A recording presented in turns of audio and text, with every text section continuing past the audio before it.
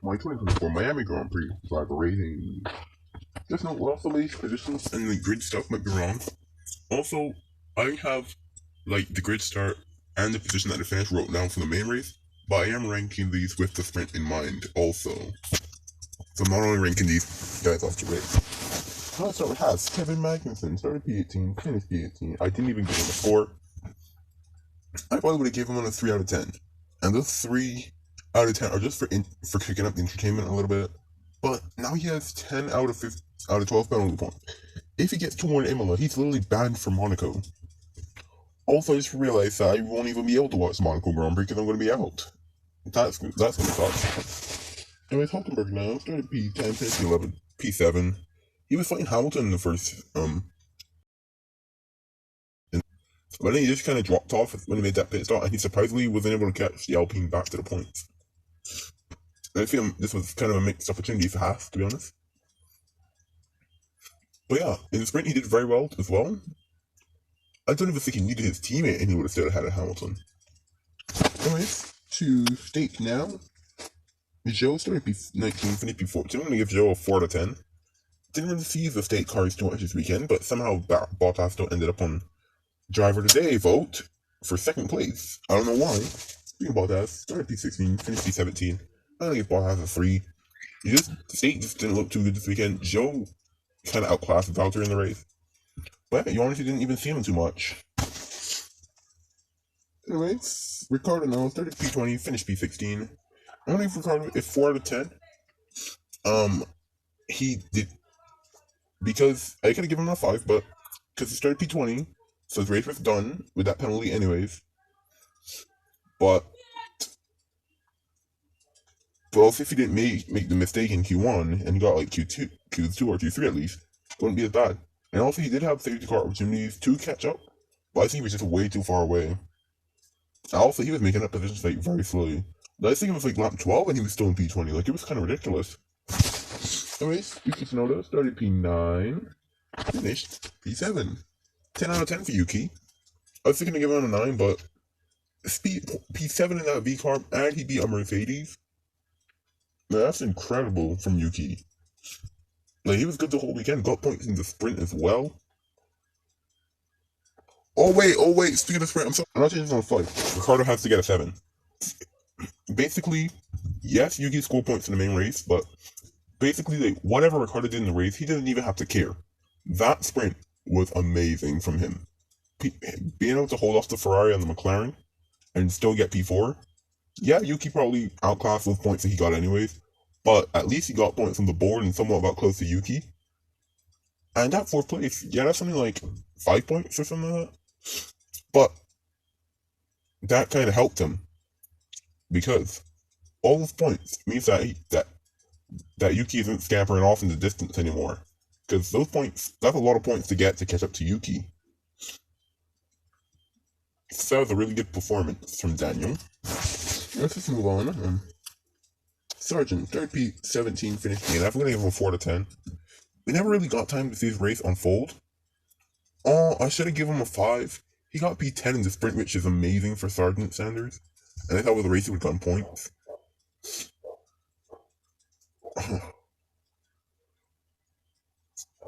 But yeah, I still don't know whose fault that was. Honestly, I'm probably just biased for Sargent, but I think that's honestly K-Mag's fault. Yeah, Sargent didn't leave enough space, but K-Mag, you kind of gotta sometimes remember who you're fighting, you know? Like, he started at the inside like he was fighting Lewis Hamilton. It's Logan Sargent, of course he's not gonna give you enough space. But yeah, outside one, started P14, finished P19. Dude, I'm not giving half of these ranks. Albon, I'm gonna give a 5. I really should not have been too harsh on Sargent because he got P10, which is their highest result of. Wait, what? I just realized Sargent's P10 in that sprint was literally their highest result of the entire season. That is mad.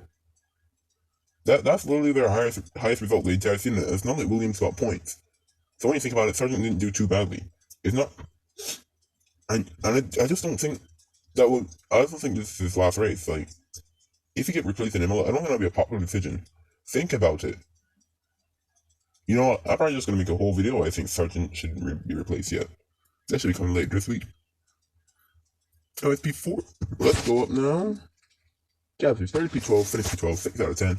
Albeit had general pace. Gasly was close to the points. Wasn't he like in the points at some point? But yeah, Alpine actually looked good for one.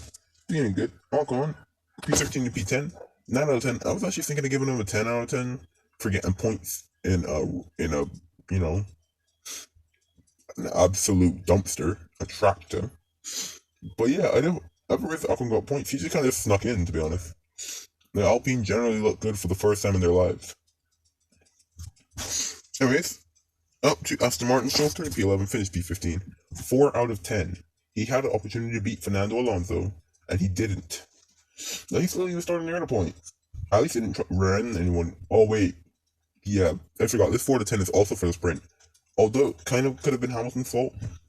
When you see it, Hamilton came when they were crashing, and Stroll had already crashed with Alonso once again, not looking where he's going. I don't know what's wrong with this guy. And if Alonso started P15, finished P9, 6 out of 10. Honestly, I honestly think this is Alonso's worst weekend in a while. Did he even score points in the sprint? I can't even remember if he scored points in the sprint. Did he? Wait, no, in the sprint he was knocked out at like turn 1. Yeah, so out of the point in the race, I think for that safety, he probably wouldn't even have made it back in the points.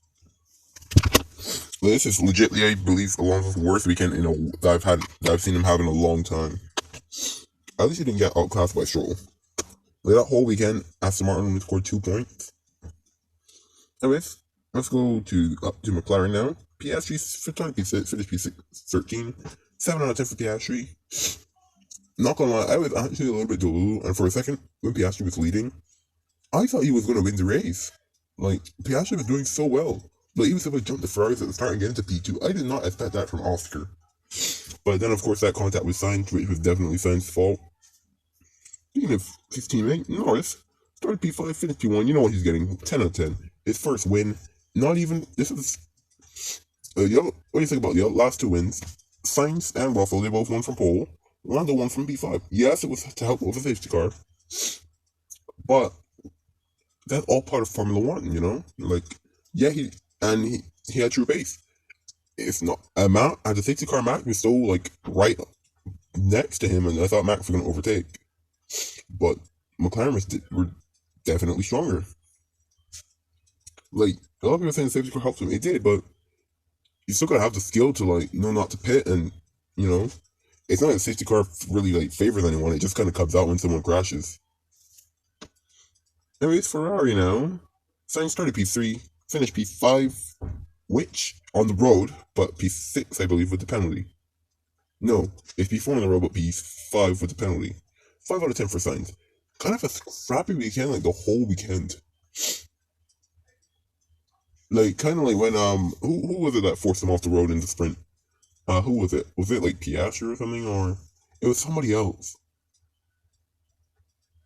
But yeah, I just didn't really like his attitude, to be honest. Anyways, Leclerc now started P2, finished P3, 8 out of 10 for Leclerc.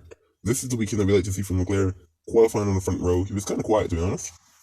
And yeah, quietly picking up the podium. And now he's running on a Checo for second in the championship.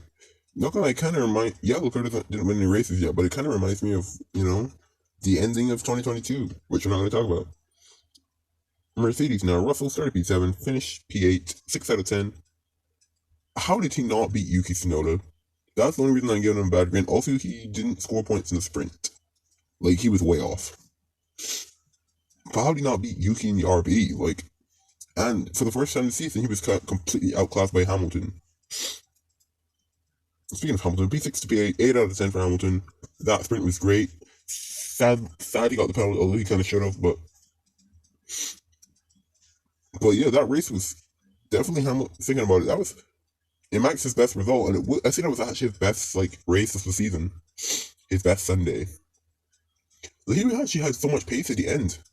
I think if that Grand Prix was a bit later, so I kind of want to see Mercedes Grand Prix at a track like I kind of want to see. Like, I think that's why Mercedes was pretty good at Bahrain, because they like the cooler temperatures. And yeah, Hamilton, you know what we're going to talk about? Hamilton almost caught Perez. Like, Hamilton could have literally had P5. That's crazy. Like he was on the back of a Red Bull. Also, this video is getting way too long. Anyways, Perez P4 to P4, but with which was P5 on the road, but penalty. P6 for Perez. I mean 6 out of 10 for Perez. Was not a good weekend at all. The sprint was good, but in the main race, he was literally like a pixel from being dropped by Red Bull. Like it was kind of a Grosjean like 2012 start. Like he almost like hit Sainz and his teammate Verstappen. Like look how Verstappen. Oh, surprised Verstappen was in the cooldown room. Like Perez almost knocked him into outer space. And I think that killed his race, but it's better him to come back. But and then Perez pitted him was like down in P10, and then he never really recovered back up to like P4 or whatever. And he almost got caught by a Mercedes, a tractor. Speaking of his teammate, Verstappen started P1, finished P2. For once, I can't give Verstappen a 10 out of 10. It's an 8. What are you doing getting beaten? I think the bollard like gave him like a bit of floor damage. Honestly, from the time I saw him hit the bollard, I was like, is he gonna crash or something? But yeah, I think this is the first time that Verstappen had normal pace. In Singapore, he didn't have normal pace, and the other race he got beaten. Yeah, I think this is the first race. Yeah, first race since like the first race in a while that he's been beaten on pace. First race that he's been beaten on pace in a while. Since like Baku actually. Yeah, yeah, he was gonna yeah. Yeah, he was gonna screw over a safety car, but these things happen and you still have to get back and win, and Norris was just quicker. Anyways, I'm gonna end this video here. This video was way longer than I thought. I'm gonna try to speed them up a little bit. But yeah, next race we got Imola, which we didn't have last year. And I think I only got one Grand Prix of Imola. I think I watched the 2022 one. So yeah, it should be fun. In like 2 weeks' time. But yeah, hopefully you guys enjoyed, and I'll see you guys later.